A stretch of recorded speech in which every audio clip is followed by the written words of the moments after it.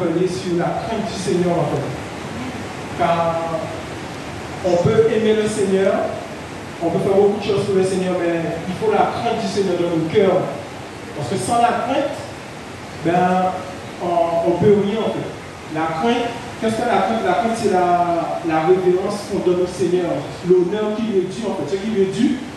Mais en fait, ça c'est la crainte, on lui remet la crainte par nos vies, d'accord, par les actes qu'on pose. Et par ça, je vais prendre le passage. C'est dans Genèse 39, verset 8.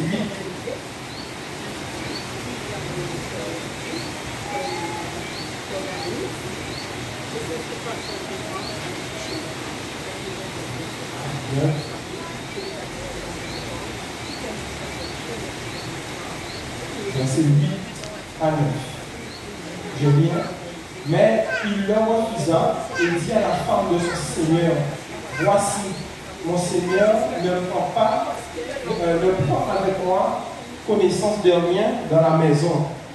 Et il a remis entre mes mains tout ce qui lui appartient. Il n'y a personne dans cette maison qui soit plus grand que moi.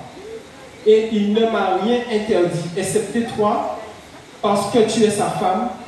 Comment ferais-je un si grand mal et pécherais-je contre Elohim? C'est Joseph en fait qui avait la crainte du Seigneur. Il savait que l'acte qu'il allait poser, qu'est-ce que ça allait faire au Seigneur en réalité? Et c'est ça la crainte du Seigneur. La crainte du Seigneur, c'est connaître nos actes qu'on pose envers les autres, mais quelles conséquences ça a en fait envers le Seigneur? Parce que la crainte, c'est la Bible le dit dans Proverbe 1, verset 7, que la crainte, c'est le commencement de la connaissance. Les fous méprisent la sagesse et la correction. Donc en réalité, la crainte, c'est la sagesse. Quelle sagesse qu'on pose en fait à chaque acte? Quelle connaissance qu'on a des conséquences de nos actes en fait envers le Seigneur? Aujourd'hui, on a posé des actes. Qu'est-ce que ça a fait en fait au Seigneur? Et Joseph, lui, il avait cette crainte-là. Il savait que ce qu'il allait poser, ce qu'il allait se faire, ben, ce serait faire du mal au Seigneur. Il a dit, ferais-je du mal à mon Seigneur? Pécherais-je contre Elohim? Donc on voit en fait qu'il connaissait qu'est-ce qui est le mal. Et la Bible dit que la crainte, c'est la haine du mal. La crainte, c'est la haine du mal. Donc en fait, la crainte, c'est vraiment la haine du mal. C'est connaître ce qu'on pose. J'insiste dessus parce que c'est les actes qu'on pose en fait envers le Seigneur, envers les autres, mais quelles conséquences que ça a envers le Seigneur. Et ça, ben, en réalité, c'est méprisé. On se dit que bon, je pose un acte, ça n'a pas de conséquences, on n'a pas la portée de nos actes en fait. Mais la crainte en réalité, c'est ça. La crainte, c'est connaître les conséquences. Et c'est magnifique parce que quand j'ai lu ce passage, surtout avec Joseph, j'ai vu en fait qu'il connaissait la crainte, qu'il connaissait les conséquences, il avait la crainte, il connaissait les conséquences de ses actes en réalité. Et c'est ça. Et la Bible dit, je le redis, mais la Bible dit que la crainte, c'est le commencement de la connaissance. Donc en fait, pour avoir la crainte, pour avoir la connaissance, il faut la crainte. Pour avoir la connaissance de nos actes, de ce que ça répercute sur le Seigneur, il faut la crainte en réalité. Avoir la connaissance, c'est la crainte. Donc en fait, c'est pourquoi le Seigneur disait, mon peuple périt par manque de connaissance. En réalité, par manque de crainte. Alléluia. Wow. Alléluia. C'est glorieux en fait, ce que le Seigneur m'a communiqué. Et ma prière vraiment, c'est que le Seigneur puisse encore mettre sa crainte dans nos cœurs. Qu'on puisse chercher en fait cette crainte. La Bible dit, je vais le prendre. D'abord. Alléluia.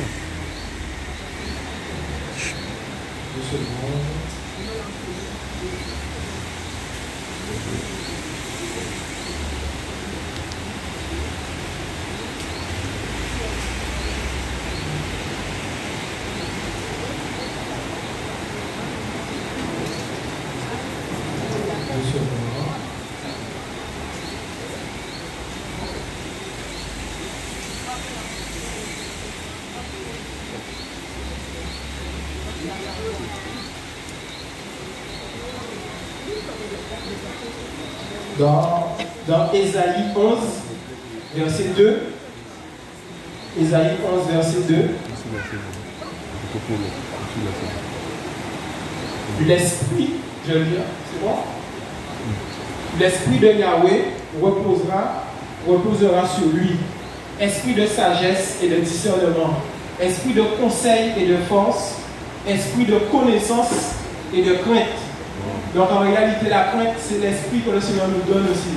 Donc ma prière vraiment, c'est que le Seigneur nous communique cet esprit-là, cet esprit de crainte et de connaissance, parce que la crainte ne va pas sans la connaissance. Donc vraiment, c'est ce que j'avais à cœur de partager, c'est que le Seigneur puisse encore nous donner cette crainte, cet esprit de crainte, et que si on l'a encore, qu'on puisse la rechercher davantage.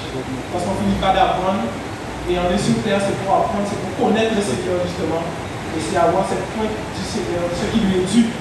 Ce qui lui est dû. Et cette crainte, en fait, elle est due pour tout le monde, parce que le Seigneur a lui se sacrifié pour tout le monde.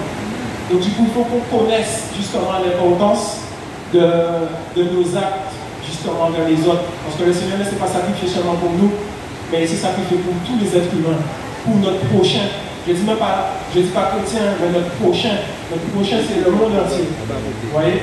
Donc du coup, c'est vraiment ça que j'avais à partager, que le Seigneur en tout cas vous fortifie, vous encourage et soyez tous bénis.